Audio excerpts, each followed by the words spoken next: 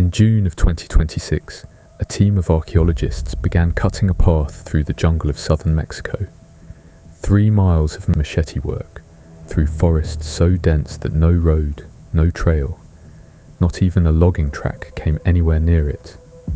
When they finally broke through, they found a city, plazas, palaces, a pyramid more than 40 feet tall, and 14 carved monuments, standing exactly where the Maya left them, untouched, unlooted, sealed under the canopy for 11 centuries. Why did no one ever come back for any of it? The team named the city Minanbé. There is no road, but the find that matters most is a single slab of stone, Stela 1.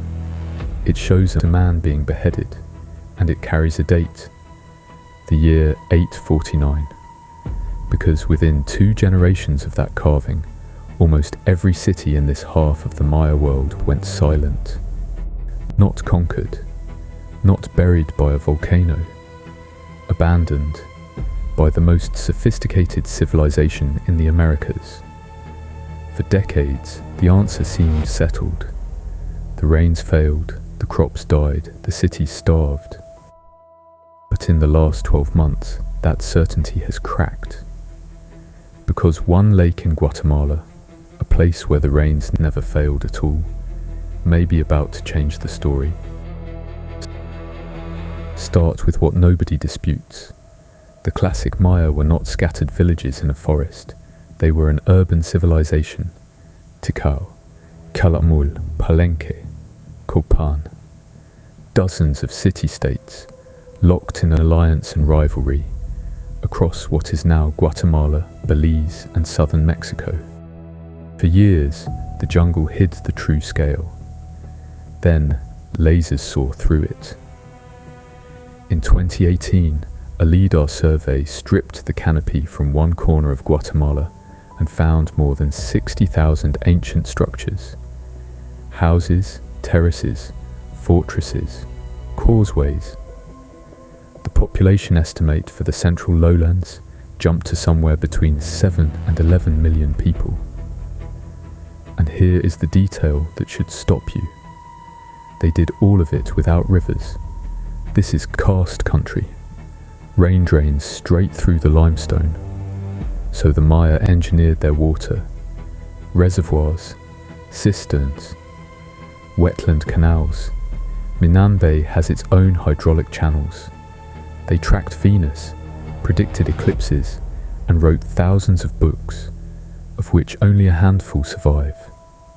We know their heartbeat because they carved it in stone. Dated monuments, raised decade after decade, century after century. And that is exactly how we know when the heart stopped.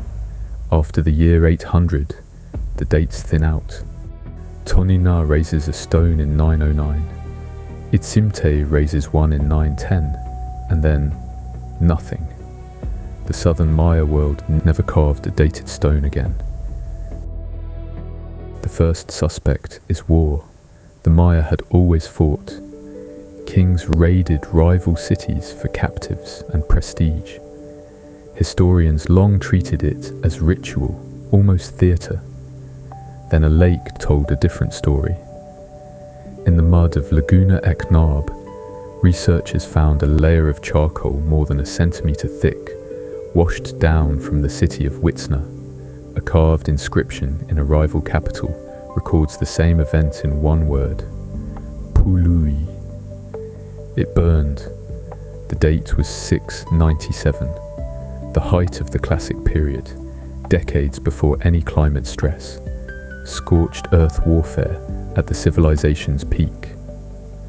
By the 800s, the violence stops, looking like theatre everywhere. Walls cut through the middle of plazas. Pyramids stand unfinished.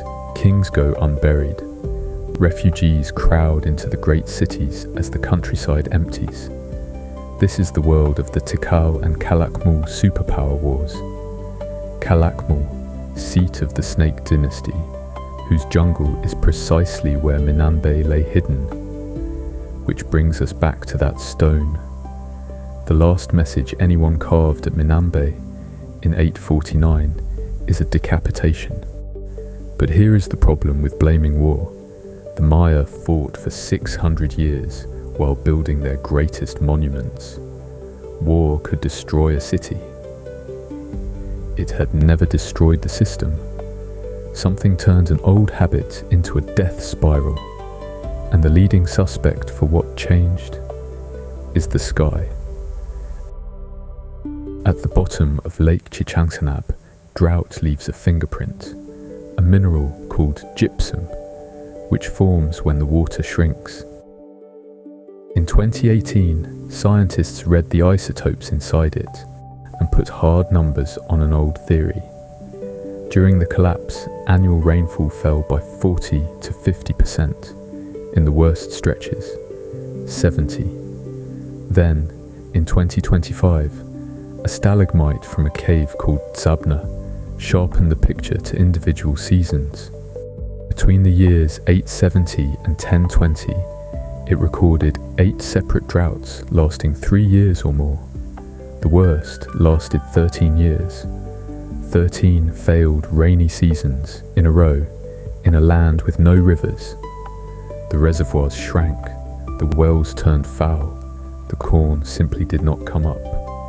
At Tikal, the reservoirs that survived became poison. Sediments show mercury washing in from the painted plazas and blooms of toxic algae in the drinking water. The forests the Maya had cleared for fuel and plaster made the ground hotter and the rains weaker still, and the political system had no answer, because it was built on exactly this promise. The king's job, the whole contract of divine kingship, was to bring the rain. Monument dates pause during the drought windows, as if the institution itself was holding its breath. Failed rains meant failed kings. It is a complete, elegant, devastating explanation. It nearly closes the case. But remember the rule. If drought killed the Maya, then wherever the people vanished, the rains must have failed. And at one lake in Guatemala, they didn't. Laguna Itzan sits in the western lowlands, fed by Caribbean weather and mountain rainfall. In April 2026, researchers published its sediment record and found no drought at all. Through the entire collapse window, the local climate stayed stable. No drought, no failed harvests, no empty wells, and yet the people left on the same schedule as everyone else. Population around Itzan fell off a cliff at exactly the moment the drought-stricken cities were emptying, hundreds of kilometers away. Whatever reached Itzan, it did not come from the sky. The researchers' conclusion, it came through the network. Remember the name Minanbé? There is no road? 1200 years ago, that would have been a lie. White limestone causeways, the Sac-Biob, ran between cities. Trade arteries moved salt, jade, obsidian, and food between kingdoms that depended on each other. The web that made the Maya powerful could carry other things: war, refugees, broken trade, panic. Drought may have lit the fire in one region, and the network carried the collapse everywhere, even to places where the rain kept falling. And a 2025 study adds a colder thought. Modelling hundreds of settlements, it found cities work like bargains. People stay while the benefits outweigh the costs. When the bargain broke, people did not die on cue. They walked away. Kings fell. Farmers persisted. And in the north, Chichen Itza rose just as the south went dark. Perhaps this was not an apocalypse at all, but the largest walkout in ancient history. Then again, if it was that rational, why did the southern cities stay empty forever? So, what really emptied the Maya cities? Here is where the evidence honestly stands. The droughts were real and they were catastrophic. That is measured, not guessed. The wars were real and they got worse, and the collapse of the South is real. After 9/10, the dated monuments simply end. What is not settled is the chain of cause. Did the sky break the system?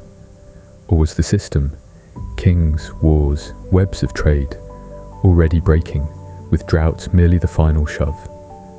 The one civilization scale experiment we have, a region with no drought that collapsed anyway, points both ways at once, and the jungle is still holding evidence. Minanbé's 14 monuments are only now being deciphered. In 2024, a student found an entire lost city, 6,500 structures, on page 16 of a Google search, inside LiDAR data a decade old. One more thing, because it matters, the Maya never vanished. 7 million Maya people live today, speaking some 30 Mayan languages, some within sight of the ruins. The cities fell, the people did not. So, was it the sky that failed, or the system? That one we leave with you. That's where the evidence leaves us, and where you come in. If there's a place or a mystery you want investigated next, leave it in the comments. The best ideas become the next episode.